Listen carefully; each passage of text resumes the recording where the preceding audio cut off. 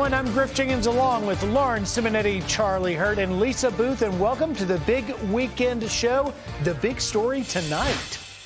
Could TikTok take down President Biden's re-election campaign in 2024? Gen Z influencers are using TikTok more and more to complain about the high cost of living in what they are calling the silent depression. Check it out.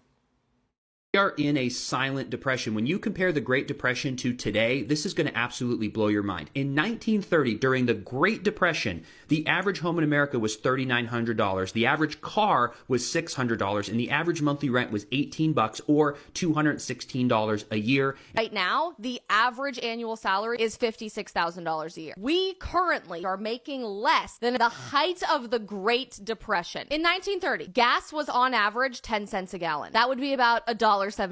In case you haven't filled up your car lately, average cost of a gallon of gas is $3.55. New cars are unaffordable. New houses are unaffordable. To move to a new place and rent somewhere else is unaffordable. It's terrible what's going on right now. Preach, young man. But it's not just all Gen Zers. Bill Maher, who is a self-described liberal and prominent voice in our culture, says Biden is going to lose. I want to try a theory out on you why Trump is killing it, not just within the party, but he's beating Biden handily, too. I have done many, many jokes, as many comedians have, about stepping in poop in San Francisco. And, you know, it's a city that needs to be put under control. So they did, because Xi was coming. Put aside the fact that you only clean up when company's coming over. God forbid the guy who sends us the fentanyl sees somebody on fentanyl.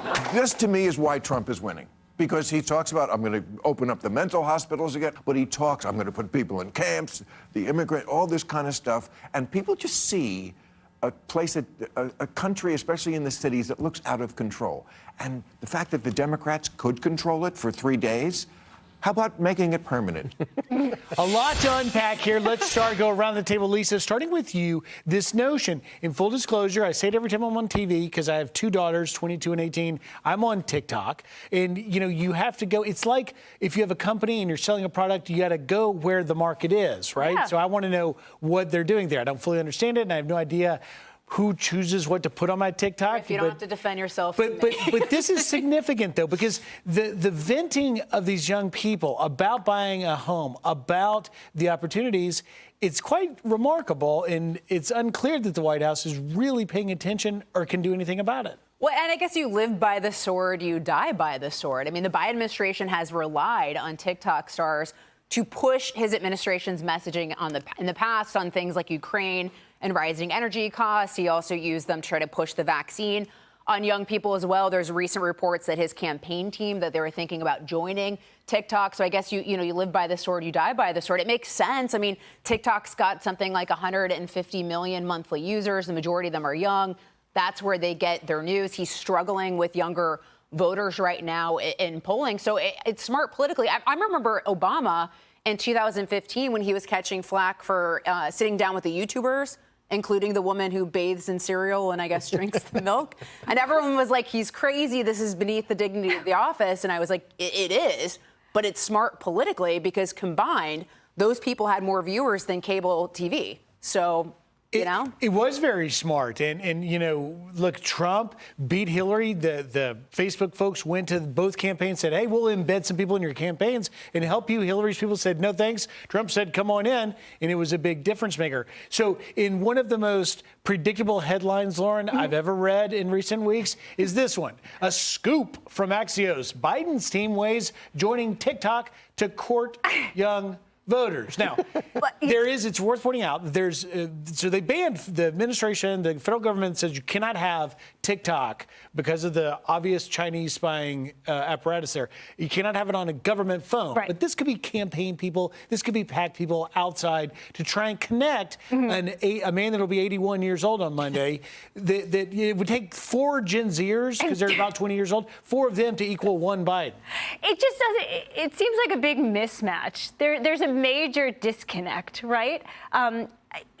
Because on TikTok, the young people who Biden is trying to court by meeting them where they are on TikTok, a platform that they use, and where they get their news from, but they're anti his brand. His brand right now is Bidenomics. That's not landing for anybody right now. So how do you if you're the Biden administration, you're campaigning in 2024 on Right. a failed brand, when even the young people are telling you, hey, this is like So what's that mean? Because the they're saying depression. on TikTok that It Biden means he's in trouble. sucks. It means he's in trouble. You heard it from Bill Maher also. It's not just that this is bad for Biden. It's actually good for Trump. The Fox polls this week that came out, they said Trump is actually up among young voters, among Hispanic voters, among black voters. This is bad. It is very bad. I want to play for you, Charlie, a montage we hear because I know you put so much stock in celebrities. Matter to you. You spend a lot of time. That's Charlie. That's my sweet spot. They have And TikTok. They have fallen from the wayside cool things. for supporting their buddy Joe. Watch this. If it comes down to pick Donald Trump and smoking Joe Biden, I'm sorry. I am sorry. Voting for pig Donald Trump is on the table. I'm sorry. We need to get this whole situation under control. I have friends who support Trump. I have friends who support Biden. I have friends. Do you really have friends who support Biden? I do. Come well, on. No. Here's what I do. I have friends. Thank you. That's a good check because that's important. This is important context. They support the Democratic Party. I have friends who are loyal to the party. I mean, when you lost Hollywood, you lost Gen Z on TikTok. Yeah. Assess this for us, Charlie. Yeah, no, I mean, and this is where Trump is at his best when he's like talking about what is obviously true to everybody, but everybody in politics refuses to say it, refuses to admit what is real, and it's why he's so good when he goes after like political correctness. But when you listen to Trump speak, he's always like solving problems. When he ran in 2016, he ran as like America's mayor. He's going to solve this problem. He's going to build a wall. He's going to do this. Everything that he talks about in terms of solving problems. He doesn't talk about ideological stuff. And that's all people like Joe Biden talk about are ideological stuff. Everything is an ideological fight. And Trump sort of saw through all of that. And that's why if you look back at the 2016 election was the most issue-oriented election of our lifetime. It was all about the issues. And Hillary Clinton was over here talking about ideology stuff. And Trump was like, well, I'm going to fix this, and I'm going to fix this, and I'm going to fix this. And it really resonated.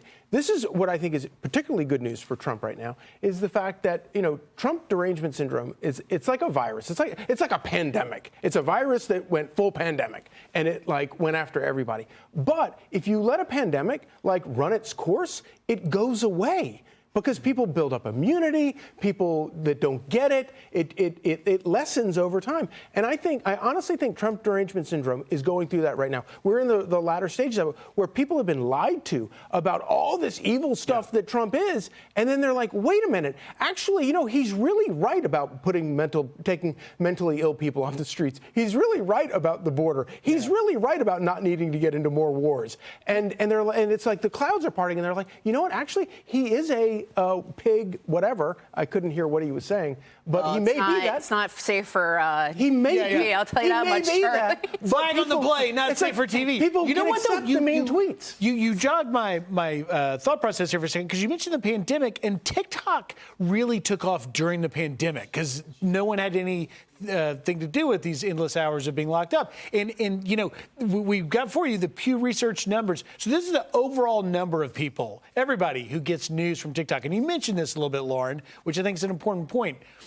At the start of the pandemic, 3%. Today, caught on, 14%. That's everybody. Now go to young adults who get news from TikTok. Wow. We went from 9% to 32%. So nearly a third of people, of young people, are getting their news from TikTok, which last time I checked, runs a gamut of all sorts of possibly not accurate news reporting. Well, look, that's why I'm kind of on the fence about TikTok in the sense, obviously it's the devil, right? It's China poisoning the minds of the youth. I mean, if you wanted to destroy a country, would you be doing anything different than they're doing?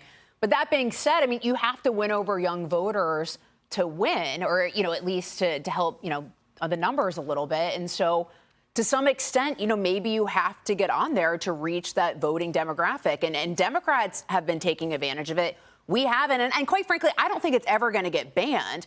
Because you've got, Joe Biden thinking about joining it. You've got so many Democrats on there. They need it to feed the beast and get young people out. So, if you can't beat them, join them to a certain extent. The algorithm is what's concerning. Every media company or tech company that is also a media company now, they hide behind that algorithm. Well, China's in charge of the algorithm right now on TikTok. And they cannot afford to lose the U.S. market. I don't think they will. What do you do if you're a politician? If you're Joe Biden and clearly losing what should be an easy gettable block, which is the young people, and yet you got the China problem. Do you give in and just go all in on it, or you promise them student debt forgiveness like he has? But if you promise them freebies. But if TikTok is stealing information on people and giving it to the Chinese communists, then why not just arrest the people that run TikTok? I don't really understand that. Why not go after them? But one really important thing about why TikTok took off during the pandemic, it's because it was the one place that didn't have all of these